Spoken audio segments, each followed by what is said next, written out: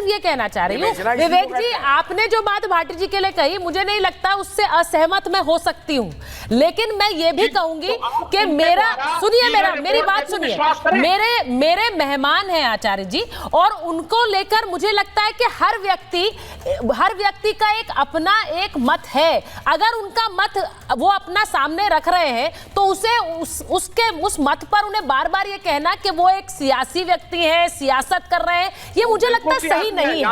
ये लगता नहीं मुझे सही है, मुझे टोकना पड़ेगा सर, मुझे टोकना पड़ेगा। अब ये डिबेट थोड़ी अलग डायरेक्शन में जा रही है। Let's come back to the debate. Party साहब धर्मगुरु लग रहे हैं, ठीक है, मुझे तो उल्टा लग रहा है।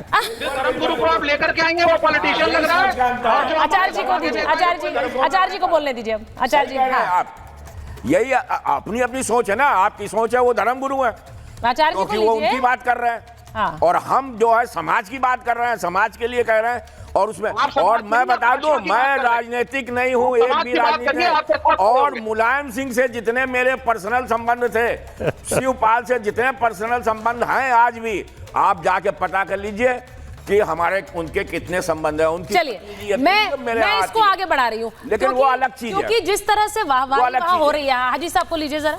हाजी साहब, जिस तरह की वाहवाही हो रही है वहां पर कुंभ में, वो तस्वीरें भी सामने आ रही है, लेकिन एक बयान आज आ गया संगीत सोम जी का, बीजेपी के नेता हैं, आप जानते ही होंगे, उनका एक बयान आ गया। उन्होंने कहा कि भाई सब आएंगे कुंभ में, और वो कह रहे हैं कि सब आएंगे, हमें कोई दिक्कत नहीं है, हर हर गंगे करते हुए आएंगे, भगवान भोले शंकर का नाम लेते हुए आएंगे, गंगा में डुबकी लगाएंगे, तो सब वहां पर दुकानें भी लगा सकते हैं। उन्होंने एक और विवाद को जन्म दे दिया उससे। जरा एक बार जल्दी से सुना दीजिए संगीत सोम जी का भी बयान।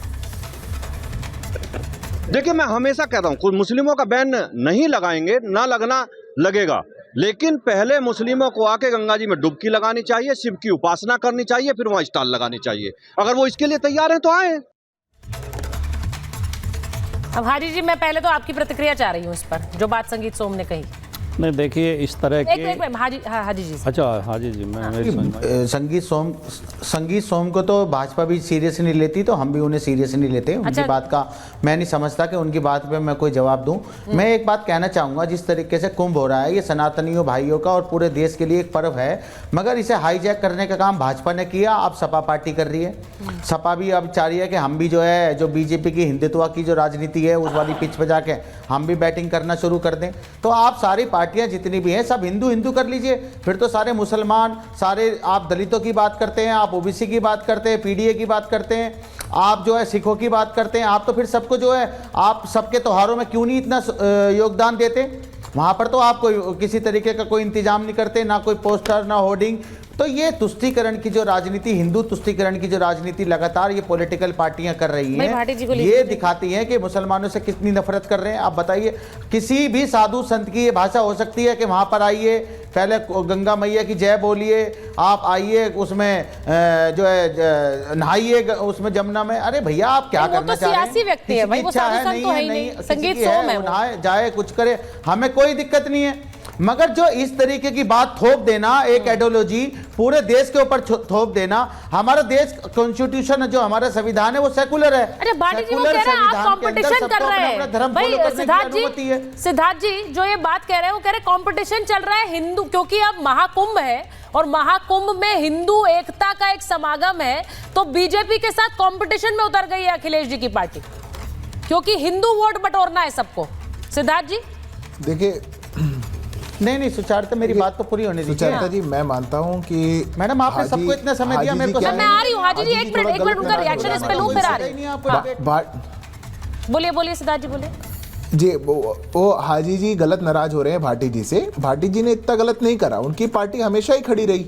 कब हिंदुओं की बात करी उन्होंने? हाजी जी, आप गलत मत उनको आरोपित करिए, वो हमेशा से आप ही की बात करते थे, हमेशा से। और उन्हें हमेशा पूरा एक सूरमा बन के निकले, तुष्टीकरण के एक सूरमा बन के निकले कि कैसे अपीजमेंट की पॉलिटिक्स की जाए। तो इसलिए अब आप आज उनको खड़गरे में और बीच अधर में छोड़ जाएंगे, हो सकता है आपका कुछ राजनीतिक हित हो। पर मैं तो एक बात बोलना चाहता हूं सुचारता जी, ऐसा क्यों होता है कि आज जो तलखी भाटी जी दिखा रहे हैं, या जो विवेक जी तलखी दिखा रहे हैं, या जितना गुस्सा है, आक्रोश है, यह हमेशा डिबेट पे किसी साधु संत के साथ होता है। मैंने कभी नहीं देखा किसी मौलाना को ऐसे कटघरे में खड़ा करते हुए और कहते हुए कि ये राजनीतिक व्यक्ति है, ये मौलाना राजनीतिक बात कर रहा है। वो मौलाना किसी और भी पंथ का कोई भी व्यक्ति, वो कोई भी खड़ा हो, वो उसको कभी नहीं कटघरे में खड़ा करेंगे।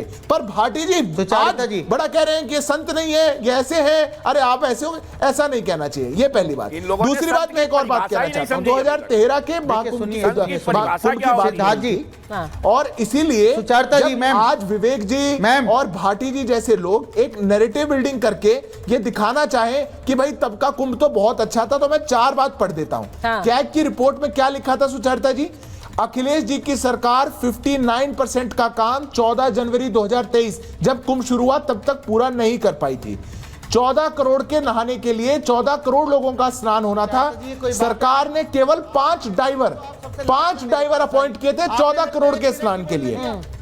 111 रोड का कंस्ट्रक्शन होना था, 65 तो अंत तक कंप्लीट भी नहीं हो पाई। 4 प्रोजेक्ट 26 करोड़ के, वो कुंभ खत्म हो गया पर शुरू भी नहीं हुए। और समाजवादी पार्टी की सरकार ने 1% अपने बजट का खर्चा था। आज आप कह रहे हैं कि थोड़ा बहुत ऊपर नीचे हो जाता है। 40 लोगों से ऊपर ने अपनी जान गंवा दी। आपके मंत्री रेजिग्नेशन देने आए, आपने रेजिग्नेशन नहीं लिया, फिर उनके घर पे जाके बर्थडे का केक कटवाने चले गए और आप कह रहे हैं ऊपर नीचे हो जाता है। ये अगर आपकी सेक्युलरिज्म की डेफिनेशन थी तो जी मैं आपके पास आऊंगी, इसके बाद स्वाभाविक है, लेकिन उन्होंने जो बात कही है देश के संविधान का सेक्युलरिज्म है। मैं सिद्धार्थ जी से एक हद तक सहमत भी हूं इस बात पर, क्योंकि कितनी डिबेट्स आपने मेरे साथ किए हैं इस महाभारत में, और वो ये बात सही कह रहे हैं कि आप हमेशा साधु संतों पर इतने आक्रामक क्यों रहते हैं। उनका भी एक मत है, वो उस मत को रख रहे हैं। अब जैसा मैंने कहा कि वहां पर स्वामी रविंद्रपुरी जी कह रहे हैं कि मुलायम जी की क्यों मूर्ति लगाई है, तो वो अखाड़ा परिषद के अध्यक्ष हैं, उन्हें भी आप सियासी मानेंगे क्या? वो आपकी पार्टी पर ही हमला कर रहे हैं। देखिए हमारे लिए निष्पक्षता का इससे बड़ा प्रमाण पत्र क्या होगा कि हाजी जी कह रहे हैं हम हिंदुओं के लिए काम करते हैं और सिद्धार्थ जी कह रहे हैं हम मुसलमानों के लिए काम करते हैं। इसका मतलब हम दोनों के लिए काम करते हैं और सच्चाई भी यही है। हम काम में, अपनी विचारधारा में, अपने कार्यक्रम में हिंदू मुसलमान देखते ही नहीं है।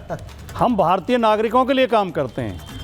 खराब हिंदू करेगा हम उसका विरोध करेंगे, खराब मुसलमान करेगा हम उसका विरोध करेंगे। नुकसान होगा, हिंदू कहेगा। दूसरी बात सुचरिता जी, वोट में होगा। जो आपने सवाल पूछा वोट के लिए काम कि हम मौलानाओं को क्यों नहीं टोकते, इस देश के सबसे बड़े मौलाना, जामा मस्जिद के शाही इमाम अब्दुल्ला बुखारी, इनके पिता जो वर्तमान मौला वो हैं शाही इमाम हैं, नेताजी ने उन्होंने एक टिप्पणी की थी। नेताजी ने कहा था इमाम अपनी इमामत करे, राजनीति हमें करने दें। धार्मिक लोगों को राजनीति में नहीं पढ़ना चाहिए।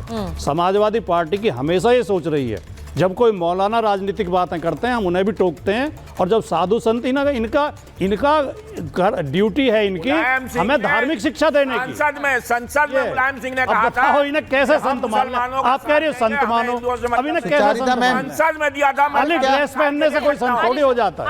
संत का आचरण भी तो होना चाहिए, सुचारिता जी भाषा भी होनी चाहिए, संत का ज्ञान भी होनी चाहिए, संत की गरिमा भी होनी चाहिए। संत को ड्रेस से थोड़ी हो जाता है। मैं आपसे ये उम्मीद नहीं करती, सच में बता रही हूँ, क्योंकि आप वो जिस तरह से आप बार-बार उन पर हमला कर रहे हैं, मैं उनके डिफेंस में नहीं है, वो अपना डिफेंस खुद दे सकते हैं, लेकिन मैं चाहती हूँ कि इसको चर्चा को आगे थोड़ा सार्थक ढंग से बढ़ाया जाए। हाजी जी बोला जा रहे हैं, हाजी जी बोलिए। वो कह रहे हैं हम तो सही काम कर रहे हैं क्योंकि हिंदू सोचता है उसके साथ है, मुस्लिम सोचते हैं उसके साथ। हाँ बोलिए। देखिए, कुंभ सदियों से होता आ रहा है, कभी भी उसमें राजनीति नहीं हुई, मगर जब से 2014 के बाद से भाजपा आई है वो लगातार हिंदू पर्व पे आकर अपनी राजनीति की रोटी जो है सेकने लगती है। तो ये दिखाया जाता है कि किस तरीके से वो हिंदुत्व की राजनीति और हिंदुत्व की बातें करते हैं। योगी जी लगातार संविधान की शपथ लेके लगातार जो है नियंत्रण बांट रहे हैं, जो कि एक पर्व जो है वो सनातन हिंदू भाइयों का है। और जो ये लगातार जिस तरीके की बातें की जा रही हैं, कुंभ में धर्म परिवर्तन की बात की जा रही है, मुसलमानों की एंट्री को बंद किया जा रहा है, तो ये इस देश में किस तरीके की राजनीति 2014 के बाद से बन गई है। अगर आज पुराने नेता भाजपा के होते तो वो आज इन्हें कोस रहे होते और इन्हें कहते कि ये कैसी हमारी भाजपा पार्टी है जिसके अंदर आज जो है मुसलमान जिन्होंने देश की आज़ादी से लेकर आज तक देश की आज़ादी दिलाई और मुसलमान हमेशा इस देश के लिए आगे बढ़ चढ़ के हिस्सा लिया। उनको एक धार्मिक पर्व में आने के लिए रोका जा रहा है, उन्हें गंगा मैया की जय गंगा मैया बोलने के लिए कहा जा रहा है, उनको नहान के लिए कहा जा रहा है। तो ये तुष्टीकरण की जो राजनीति है और जिस तरीके से मुसलमानों को साथ ही जाएगा, वो एक श्रद्धा का पर्व है, वो एक धार्मिक पर्व है, वो एक धार्मिक पर्व है। और उस धार्मिक पर्व में मन में श्रद्धा के साथ तो जाएगा ही व्यक्ति।